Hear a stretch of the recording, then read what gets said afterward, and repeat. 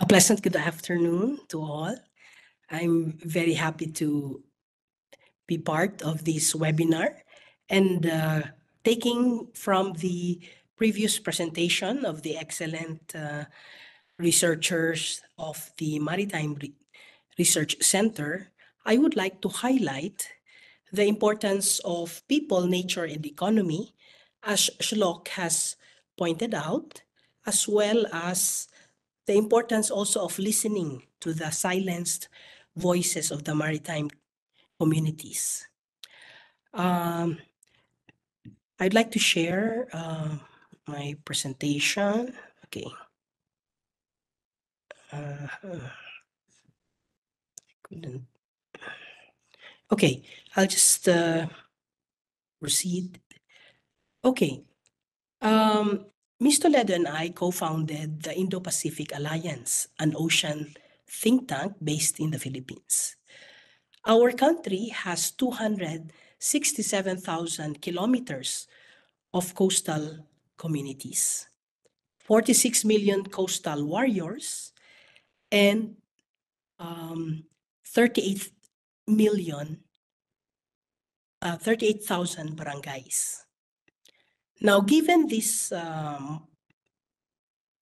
market, this addressed market, we are also aware that more than 50% of Philippine municipalities and cities are coastal, and that more than 50% of the animal protein intake in the Philippines is derived from marine fisheries.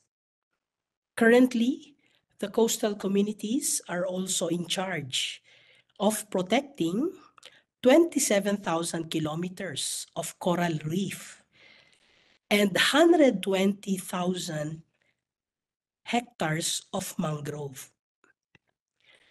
So in the Indo-Pacific Alliance think tank, we aim to achieve 5 areas. The first is to do research that will uplift the lives of Filipino coastal communities. And I have learned a lot from this webinar, the APY tool and the various tools being presented by the research engineers of the Maritime Research Center.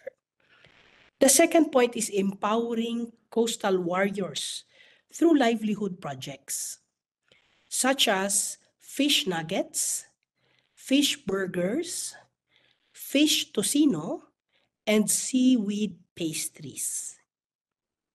The third objective is to apply Indian indigenous technologies to assist coastal warriors in seaweed farming.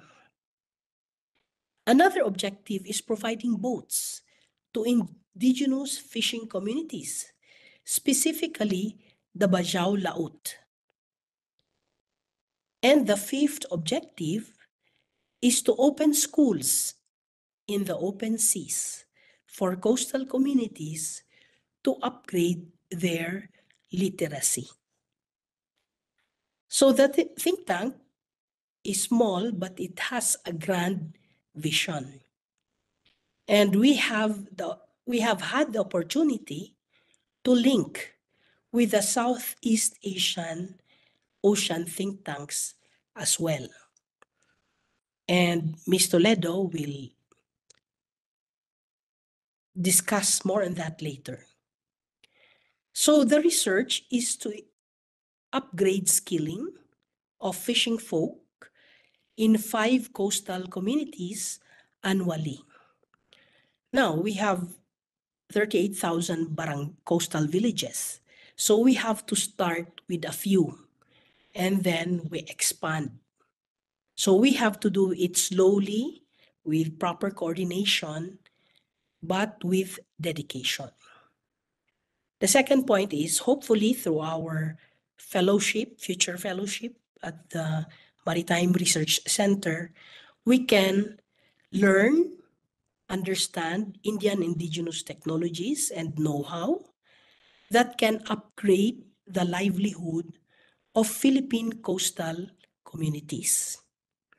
And finally, we want to uplift the welfare of the Bajau Laut, an indigenous peoples group with a population of 499,620 by providing them with boats and training them in seaweed farming. Now, from the security perspective, we can see that this Bajau Laut can help the government of the Philippines in ensuring maritime security because they are always at sea.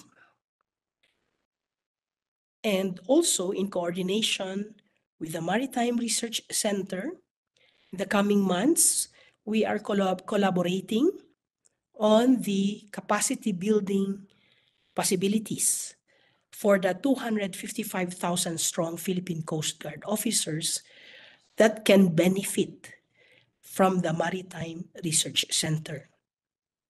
In addition, Shreya mentioned that the Maritime Police is important in ensuring that the technologies are protected in the field. So the Philippines also has a 10,000 strong Philippine National Police Maritime Group that can also benefit from the training in the Maritime Research Center. In addition, as a professor also of the Select Philippine Marine Corps and Special Operations Forces of the Navy, we can also open up opportunities for training for them with the Maritime Research Center in the future. So with the leadership of Dr. Commander Arnab Das, I can already foresee an excellent partnership, not only with the Philippines, but also with the Coast Guard of Indonesia, Bakamla, of which we also give lectures, and also of the Malaysian Coast Guard. So this will just be the beginning, and the Philippines truly looks up to India because we bought our 2 missiles, ballistic missiles and the sophisticated missiles from India, and the military sector is very happy with that acquisition. Now we want to introduce my country to the underwater maritime domain awareness know-how of India. And with this partnership, this will be made possible. Thank you.